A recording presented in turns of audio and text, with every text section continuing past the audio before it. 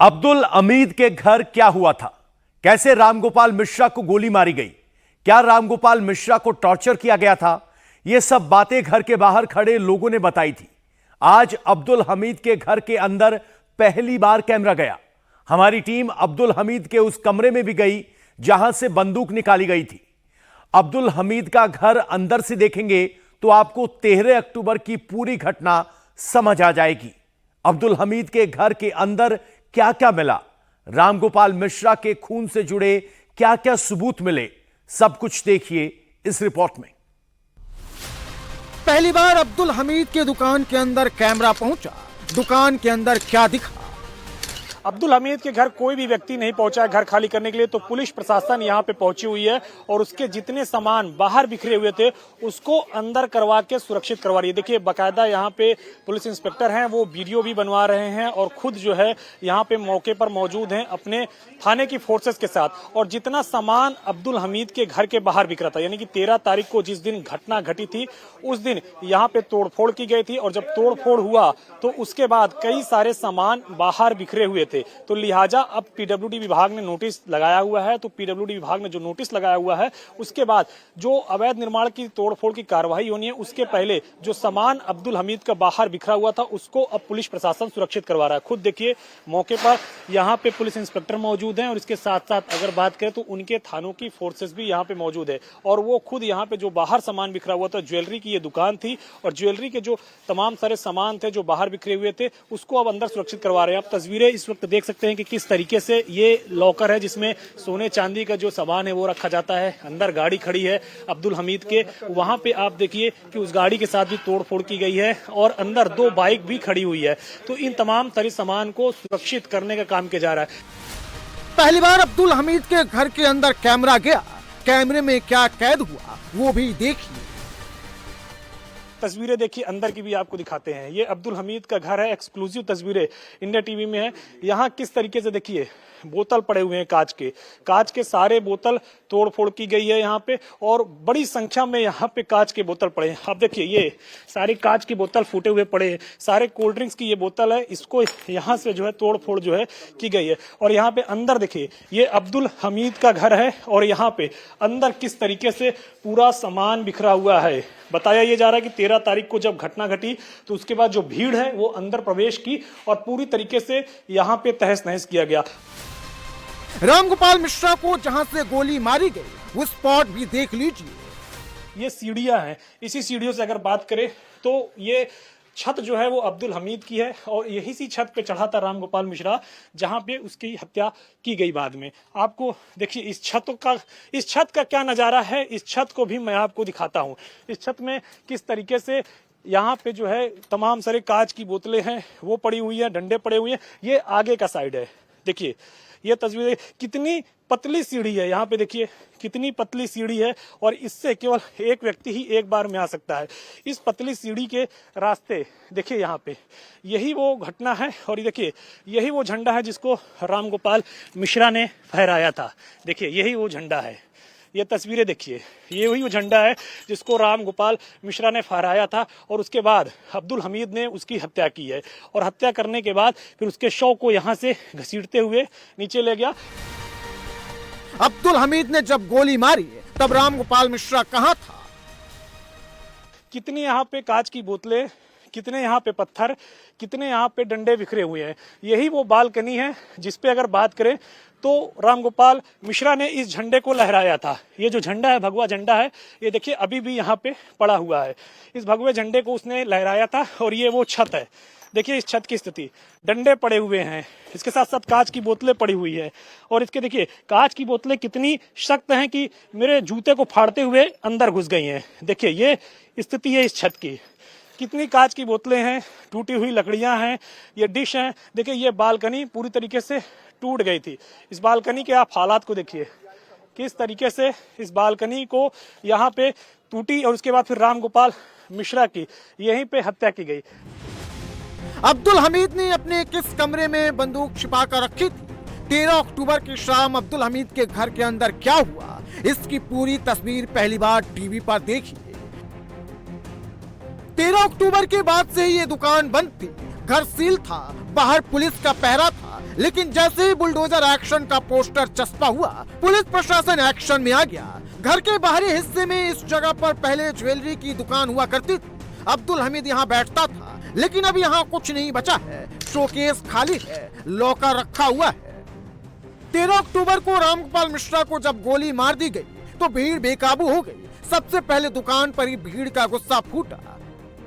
हम इस वक्त घर के अंदर मौजूद हैं। आप तस्वीरें देखिए, ये अब्दुल हमीद का घर है और अब्दुल हमीद के घर के अंदर ये गाड़ी मौजूद है।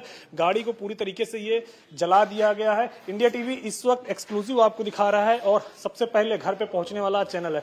किस तरीके से तोड़ फोड़ की गई है। आप रिश्तेदार हैं अब्दुल हमीद के? उनके कोई नहीं है। तो आप यहाँ पे सामान वामान ठीक कर रहे हैं? अरे प्रधान है। अच्छा, प्रधान है गाँव के? क्या जी, नाम है आपका? शकील अहमद। शकील अहमद। तो ये जो तोड़ फोड़ हुई है, पुलिस प्रशासन आपको लेकर के आया सामान ठीक कराने के लिए? जी जी जी जी। ये प्रधान है शकील अहमद। इनकी देख रेख में पूरा जो ये घर है उसको ठीक करने का काम किया जा रहा था। अभी तक आप पड़ोसी की छत से अब्दुल हमीद के घर को देख रहे थे, दूर से आंगन की तस्वीर देख रहे थे, कमरे का खुला हुआ गेट देख रहे थे। लेकिन 13 अक्टूबर को इस आंगन में क्या हुआ था, कमरे में बैठकर अब्दुल हमीद एंड सन्स क्या कर रहे थे, वो भी देख लीजिए। अंदर अब तस्वीरें देखिए। प्रधान जी को लेकर के पुलिस यहाँ पे पहुंची है और पुलिस ये कह रही है कि जो सामान है उसको ठीक तरीके से रख दिया जाए, क्योंकि अब्दुल हमीद के परिवार से कोई यहाँ पे आ नहीं रहा है। तो प्रधान स्वयं आए हैं ताकि यहाँ पे जो सामान है उसको सुरक्षित कर दिया जाए। ये अब्दुल हमीद का पूरा घर है। देखिए, पूरा घर पूरी तरीके से खाली है और सारे सामान यहाँ पे, कई सारे सामानों को जो है तितर बितर कर दिया गया है। ये कमरा देखिए, यहाँ पे भी सारे सामानों को जो है असुरक्षित कर दिया गया है, तितर बितर कर दिया गया है और बाहर भी जितने सामान हैं उनको तितर बितर कर दिया गया है। यानी कि जब रामगोपाल मिश्रा की हत्या हुई, अब्दुल हमीद के घर से पथराव हुआ, पत्थरबाजी हुई, गोलियां चली, उसके बाद अगर बात करें तो यहाँ पे जो भीड़ घुसी उसने जो सामान थे उसको असुरक्षित किया। देखिए, ये सारी तोड़ फोड़ की गई है, ये चारपाई तोड़ी गई है, डंडे पड़े हैं यहाँ पे। देखिए, मौके पर सबसे पहले इंडिया टीवी पहुंचा है, डंडे पड़े हैं यहाँ पे। इस डंडे का इस्तेमाल किस रूप में किया गया है ये तो पुलिस जब जांच करेगी तभी निकल करके सामने आएगा। और यहाँ पे देखिए कितनी कांच की बोतलें पड़ी हुई हैं। आप जहां नजर दौड़ाएंगे कांच की बोतलें ही नजर आएंगी। रामगोपाल मिश्रा को जिस राइफल से गोली मारी गई और पड़ोसी की छत से रामगोपाल के शव को जब उतारा जा रहा था, तब अब्दुल का बेटा तालीम इसी कमरे से राइफल लेकर बाहर आया था। इस कमरे से अब्दुल एंड सन्स ने अपनी राइफल निकाली और सीढ़ियों से होते हुए छत पर पहुंच गए। बताया जा रहा है कि छत पर पहुंचने से पहले आंगन और सीढ़ियों पर भी कई राउंड फायरिंग की गई थी। लेकिन अब अब्दुल हमीद का घर टूटेगा। सिर्फ अब्दुल हमीद का ही नहीं, महाराजगंज बाजार में जितने अवैध घर हैं सब टूटेंगे। नोटिस चिपकाया जा चुका है। डेडलाइन खत्म होते ही महाराजगंज बाजार में बुलडोजर दौड़ने वाला है। इस वक्त मैं बहराइच के महाराजगंज बाजार में उसी घटना स्थल पे मौजूद हूँ जहां 13 तारीख को दंगा हुआ था और ये अब्दुल हमीद का घर है।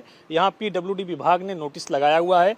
आप तस्वीरें देख सकते हैं कि ये नोटिस पीडब्ल्यूडी विभाग ने लगाया हुआ है और साफ तौर पे इस पे कहा गया है कि 3 दिनों के अंदर ये अवैध निर्माण जो है इसको तोड़ दिया जाए, अन्यथा पीडब्ल्यूडी विभाग इसे तोड़ेगा और जो भी तोड़ने की रकम आएगी वो मकान मालिक से वसूला जाएगा। जो नियम बताया गया उसमें यह है कि ये सड़क आप देख रहे हैं, सड़क के बीचों बीच से 60 फीट की दूरी पे जो निर्माण है, अगर उस दायरे में निर्माण है तो उसको आपको तोड़ना होगा, क्योंकि उसके लिए आपको परमिशन जिलाधिकारी या जो संबंधित विभाग है उससे लेनी होगी। अगर आपने ली हुई है तो उसकी कॉपी प्रस्तुत करिए, अगर आपने परमिशन नहीं ली हुई है तो अपना अवैध निर्माण तोड़िए। अभी अब्दुल हमीद का जो मकान है ये 20 फीट अवैध निर्माण में आ रहा है, यानी कि सड़क से 40 फीट दूर से इसके मकान का निर्माण शुरू हुआ है और अंदर 20 फीट तक जो निर्माण है वो अवैध निर्माण के दायरे में आ रहा है। और इसी को लेकर के अब प्रशासन ने यहाँ कुल 23 घरों में नोटिस लगाई है, जिनमें 20 घर मुसलमानों के हैं और 3 घर हिंदुओं के हैं।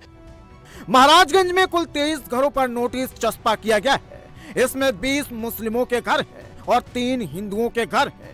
सभी पर अवैध अतिक्रमण कर घर बनाने का आरोप है।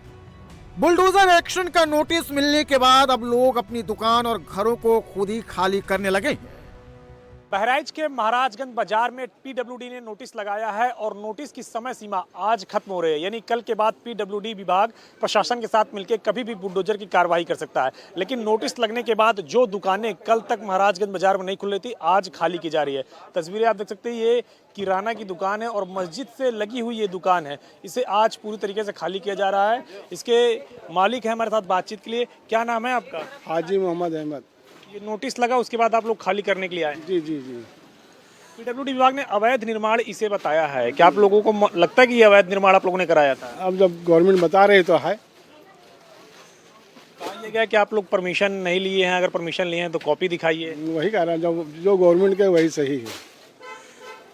ये भी कहा गया इसमें कि अगर आप लोग खुद से तोड़ेंगे तो ठीक है, नहीं तो अगर प्रशासन तोड़ेगा तो पैसा आप लोगों से लेगा। इसीलिए तो हम तोड़ रहे हैं इसको ना, कि पैसा है नहीं हमारे पास मस्जिद पास, तो अपने हाथ से इसको गिरवा दें।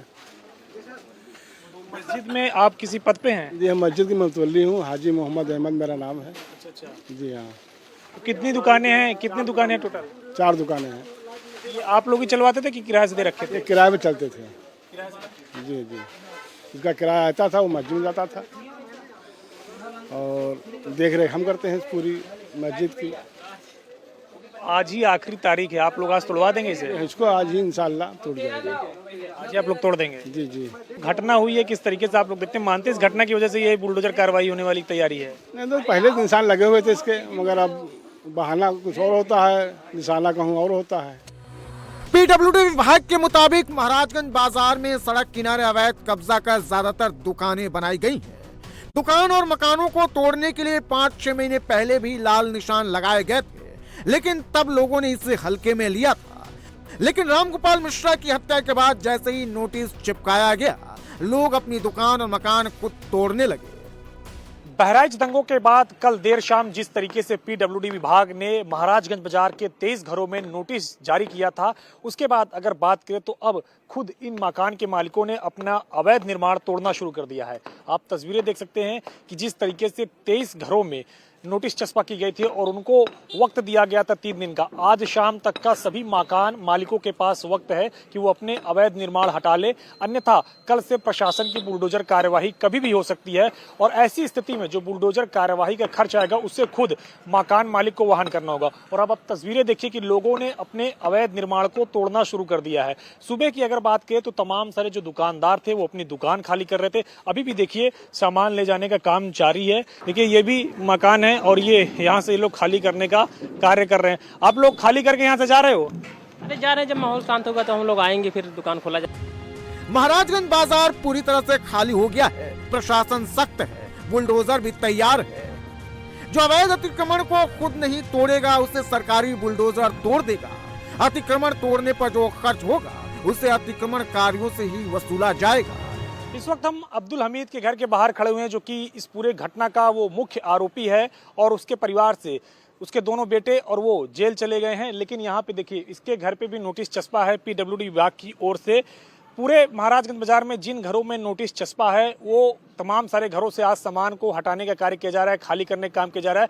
लेकिन अब्दुल हमीद के घर पे अभी कोई नहीं आया हुआ है यहाँ पे खाली करने के लिए या अवैध निर्माण को तोड़ने के लिए। जो स्थिति 13 तारीख के बाद से थी वही स्थिति अभी भी यहाँ पे अब्दुल हमीद के घर के बाहर है। बाकी बाजार में आप देखेंगे तो जितने अन्य घरों में नोटिस चस्पा हुए हैं सभी लोग आ गए हैं अपने मकानों को यहाँ पे खाली करने के लिए और जो अवैध निर्माण है उसको हटाने के लिए। और लोग कह रहे हैं कि हम तोड़ेंगे भी, क्योंकि उनके पास पैसा नहीं है कि जो कि बाद में प्रशासन को दे सके, तो लिहाजा वो खुद तोड़ेंगे और खुद तोड़ करके अवैध निर्माण को हटाएंगे। लेकिन अब्दुल हमीद जो कि मुख्य आरोपी है, 13 तारीख को जो बहराइच में हिंसा हुई है उस आरोपी के घर में अगर बात करें तो अभी तक कोई नहीं पहुंचा है। यहाँ पे ना तो उनके कोई रिश्तेदार आए हैं, ना तो कोई उनके परिचित आए हैं जो यहाँ से अवैध निर्माण को हटाएं या इस मकान को खाली करके और जो अवैध निर्माण है उसको तोड़ने का कार्य करे। प्रशासन की तरफ से यही आया है कि दुकान पे नोटिस लग गई थी, हमारी किराए की दुकान है तो खाली करना ही पड़ेगा। सर हमारी यहाँ पे बेकरी की दुकान थी, हम केक बनाते हैं यहाँ पे, तो वही हमारी वैसे दूसरी ब्रांच भगवानपुर में है, सेकंड ब्रांच थी हमारी। अब यहाँ से इसको हम वापस भगवानपुर ले जा रहे हैं दुकान। जी तो क्या कहा मकान मालिक ने? मकान मालिक ने कहा था शाम को सर कि यहाँ पे नोटिस लग गई, आप अपने बचाव के लिए अपना सामान यहाँ से ले जाइए। लेकिन अब्दुल हमीद के सभी पड़ोसी दुकान खाली कर चुके हैं, अवैध निर्माण को तोड़ना भी शुरू कर दिया है। अवैध अतिक्रमण कर अब्दुल हमीद ने भी दुकानें बनाई है। अब्दुल हमीद के दुकान के बाहर भी अवैध अतिक्रमण को तोड़ने का नोटिस चिपकाया गया है। लेकिन अब्दुल हमीद के वकील कलीम हाशमी प्रशासन पर प्रताड़ित करने का आरोप लगा रहे हैं। नोटिस की जानकारी हमें कल प्राप्त हुई है रात में। नोटिस अभी ये जानबूझकर प्रताड़ित करने के लिए किया जा रहा है जिला प्रशासन के द्वारा। इस मामले में बहुत महत्वपूर्ण मामला ये है कि 3 दिन का जो समय दिया गया है, जब एक्यूज जेल में हैं, सब जान रहे हैं, तो एक्यूज को सर्व करवाना चाहिए था। जानबूझकर घर पर चस्पा किया गया है कि गैरकानूनी रूप से माननीय सर्वोच्च न्यायालय में इस मामला पेंडिंग होते हुए उस भवन को तोड़ना चाहते हैं, गैरकानूनी काम करना चाहते हैं, इसीलिए गलत तरीके से नोटिस दी गई है। नोटिस जब तक एक्यूज को मिलेगी नहीं, जेल में उनसे मिलने का अवसर नहीं दिया जाएगा, जेल में उनको अपना पक्ष रखने का अवसर नहीं दिया जाएगा, तब तक इस मामले में जो कार्रवाई की जा रही है बिल्कुल स्पष्ट कर रही है कि प्रताड़ित करने के लिए किया जा रहा है। जो अब्दुल हमीद के वकील कह रहे हैं वही नैरेटिव सोशल मीडिया पर चलाया जा रहा है। अब्दुल जेल में है, घर लूट लेंगे, लेकिन ऐसा नहीं हो रहा है। यूपी पुलिस गांव के प्रधान को लेकर गई, कैमरे के सामने सामान की रिकॉर्डिंग, जो जरूरी सामान था उनको शिफ्ट किया गया। अब्दुल हमीद के घर पर बुलडोजर चलेगा, जितना अवैध निर्माण है सब हटाया जाएगा, और इसका दर्द सबसे ज्यादा समाजवादी पार्टी को हो रहा है।